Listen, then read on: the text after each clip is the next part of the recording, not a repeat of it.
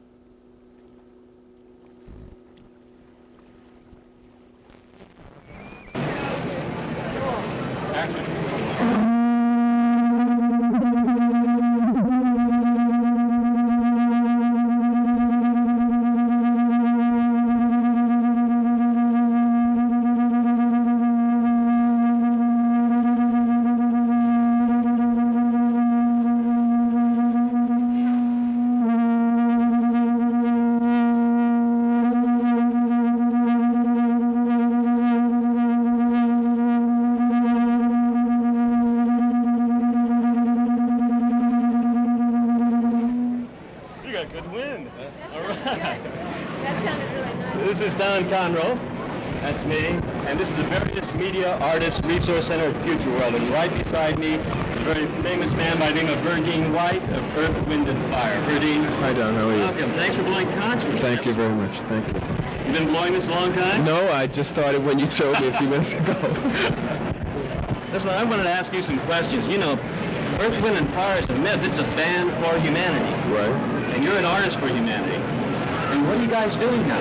Well, what we're doing right now, we just opened up a studio about 2 years ago, which is now in active operation, where we have a lot of the groups. Matter of fact, some of the most popular groups are working at our place, and we're scheduled to go out on another tour. We're producing a young lady from Dreamgirls, Jennifer Holliday, and we're producing an international band, the #1 international band from Europe called Level 42. So we're expanding ourselves in many areas besides our career too. Well, tell me, you just got back from London? Yes, I was there. I was in London, Paris, Amsterdam, Rome, Milan. So I went everywhere. Yeah. Oh, that's great. Yeah. Listen, if you remember the greatest song you think that the band has produced, or you yourself personally, Sure. A song for humanity, which one would it be? Well, on our brand new album, the song I think is the best is probably "Miracles for Humanity," and then we wrote one called "Fantasy," which has been a big favorite, and I probably think "That's Where the World." Could you possibly give us a few lyrics from? Well, the fantasy, the lyrics are, every man has a place, in his heart there's a space, in a world that creates a fantasy. And that's where the world, the lyrics are heart to fire, create love, desire, take you higher and higher.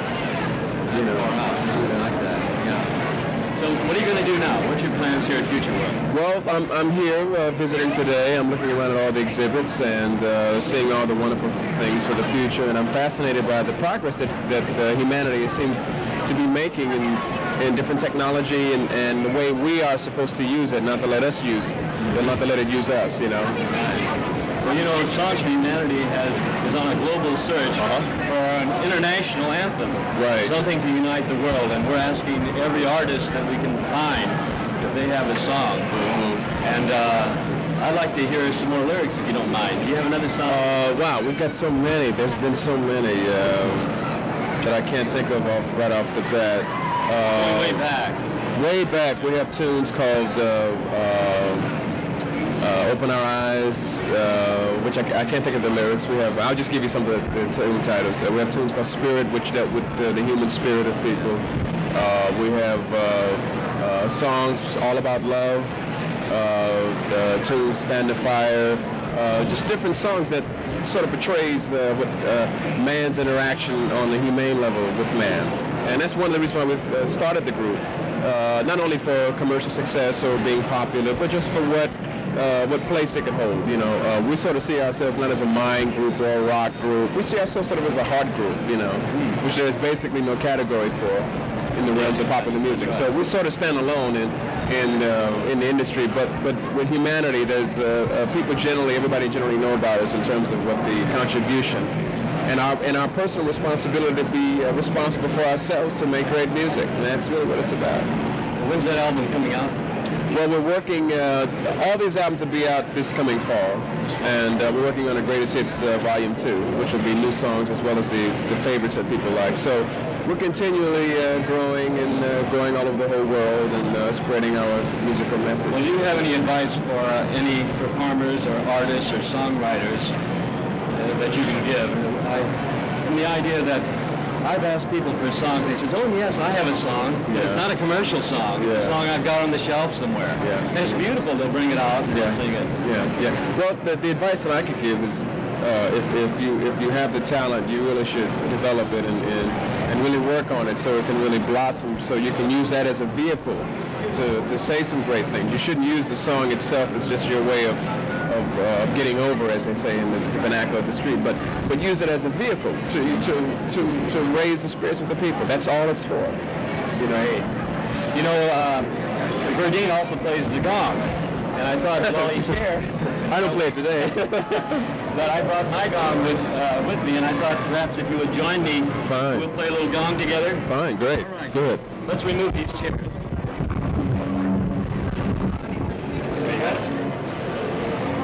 take the microphone there.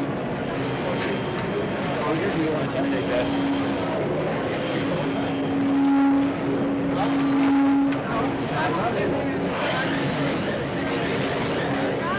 I got it, so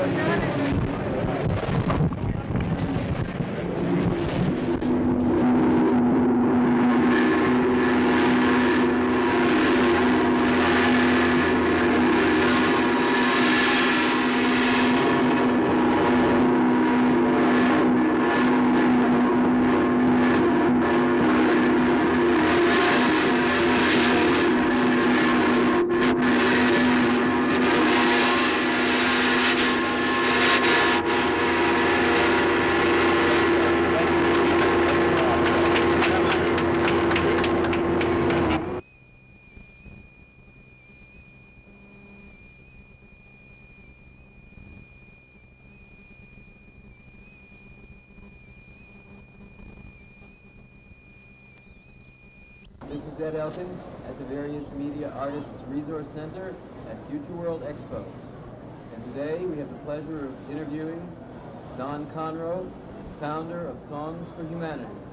Don, it's a pleasure to have you with us today. Thank you, Ed. Would you care to tell us a little bit about Songs for Humanity and what you see your role here at Future World Expo and what the role you'd like to have in the future? Well, I feel that songs for a future world are things that are needed right now. And so we're asking for songs from everyone. If you have a song that will heal this planet, if you have a song that will lift humanity's spirit, those are the songs that we need, and those are the songs that we're promoting all over the planet. What's the history of Songs for Humanity? How did it get started? Where did you begin? And tell us a little bit about the stage you're at today. Well, in 1979, at the World Symposium on Humanity, we presented our first concert. And we asked every human being we could find, if they had a song in their heart, if they could sing it for humanity, would they do it? And our response was overwhelming. And in 1979, we put on about 55 artists on stage. And each of the songs were not commercial songs necessarily, but they were songs that really moved you because they wanted the whole world to hear what they thought about humanity and the future of humanity. What kinds of songs have been most important to you? Again, what kinds of songs? What kinds of songs have been most important to you? Could you name one or two so that we get an idea of what you mean?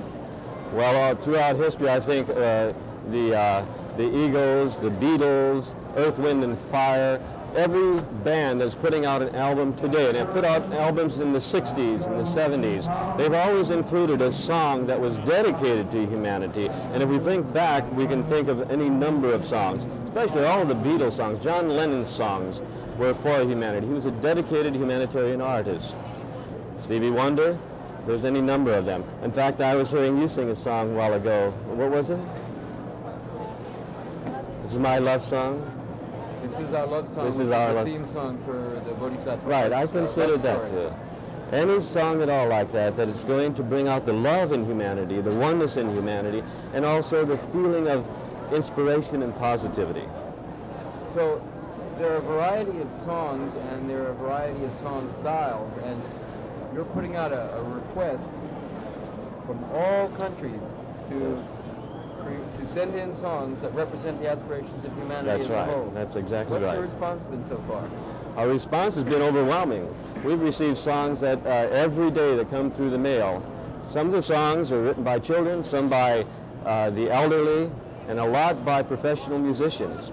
But you don't have to be a professional to write a song and send it to us. We're going to find a platform for that song somewhere.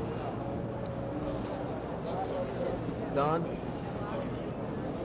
in the future, what do you see as the role of the media in communicating more widely the Songs for Humanity approach? I think we're establishing, and we're playing a part in the establishment of an alternative music market. If you look at the top 40 in the papers or in Billboard, you'll find that there are more and more songs that could be classified as songs for one planet or one humanity. I think what we want to do is to get more of those until some future day will come when all those songs will be songs for humanity on the top 40. And I understand that you have an upcoming concert that might be in Lebanon, so that there's a USO-style troupe going to be with the peacekeeping forces. Yes, and a wonderful artist for humanity by the name of Stephen Fisk, who's written a planetary anthem, is going to do some of his songs on it. And this will be a tremendous show, a 90-minute television special with the troops in Beirut. They're the peacekeeping troops there, and that'll be in July. That's wonderful. Now, one of the other aspects of Don Conroe, aside from the fact that he's a yoga teacher, is that he plays gong. And there aren't too many people that play gong that I've ever met. And this is the gong right behind us That's here. I'm not sure yet whether he's going to actually play that for us today. I guess he undoubtedly will, because I understand he carries it around with him wherever he goes these days. That's what I took. Meditation. I took a vow at one time that I would carry this gong until the world is at peace and play it wherever I could. Robert Mueller once said that there was a day coming of world peace when the gongs and the bells would ring all over this planet. And so I thought, well, since I play the gong, I might as well start that off and encourage other people to purchase gongs and bells and ring them. And I'd like to play for you. Well, before you do that, maybe a little bit of the history is in order. I mean, gongs have been around for thousands and thousands of years. So, and here we are at Future World Expo, and I'm just wondering if there's any significant change going to take place in the future in terms of how gongs are used. Maybe not. Well, I think so. I think people are going to discover that it's not the gong show that we're talking about, and that you hit the gong one time and that's like getting the hook and being pulled off stage. But truly what it does is it creates a state of consciousness that we call a theta state. Theta state is a more intense alpha state. An alpha state, we know, produces imaginative visualizations. The theta state goes a little bit beyond that, in that it produces very strong visions. And we feel that when a person listens to the gong, let's say even for 20 minutes, that it aligns them with their inner voice. And it's that inner voice which is the one voice in all of humanity. And when we're all resonating to that, then there's inner peace. And combining those theories and your yoga work and gong playing, and combining those theories about gong playing with your yoga work and your meditation, I understand you've come up with a workshop in the near future. Yes, we're planning to travel around the country and put on these workshops. And these workshops are people who want to make the big shift of consciousness, that want to be aligned with the inner voice, that want to be levitated in their spirit to a level in which their lives become for humanity totally. I think we all are feeling that push in us and that pull in us. And these workshops, the first one is going to be in June, and it's going to be on June 5th at the Marriott Hotel here near the Los Angeles airport. You want to tell people how they can contact you? Yes, they can. They can call me at my service. It's 464-0300, and ask for Don Conroe, or leave a message for me and tell me you'd like to attend that workshop, and we'll get back to you. Well, that's fine. I have heard Don play the gong many times. Each time it's a new and exciting experience, and I guess I'm ready for you to gong me now. Now, it's Ed's birthday yesterday, so this is a belated birthday present, and we have some special guests here. Are they here? No. Or they have right deserted us? All right.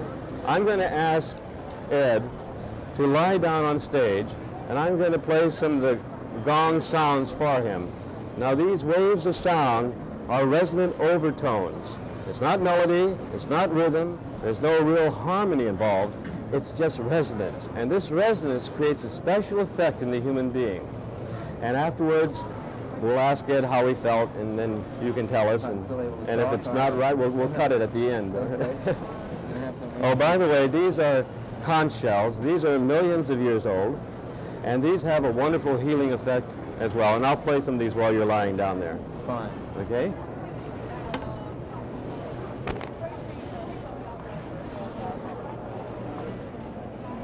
Now, if you'll lie down, totally relax.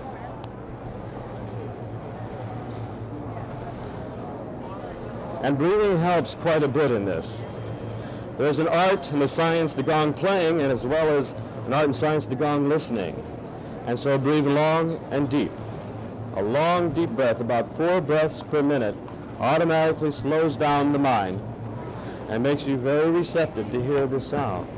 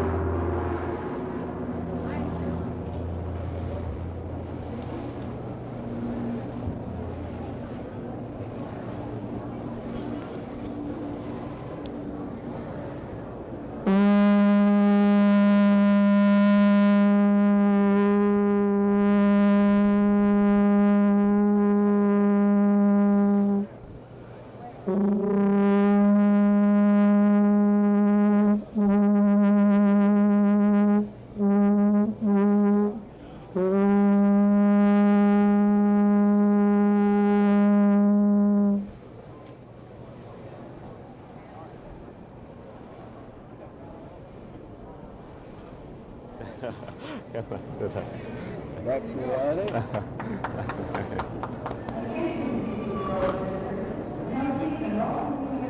All right. How do you feel? I feel wonderful. In a way, the context of Future World was on my mind or in my system, where we had the vibration of Future World right here with us.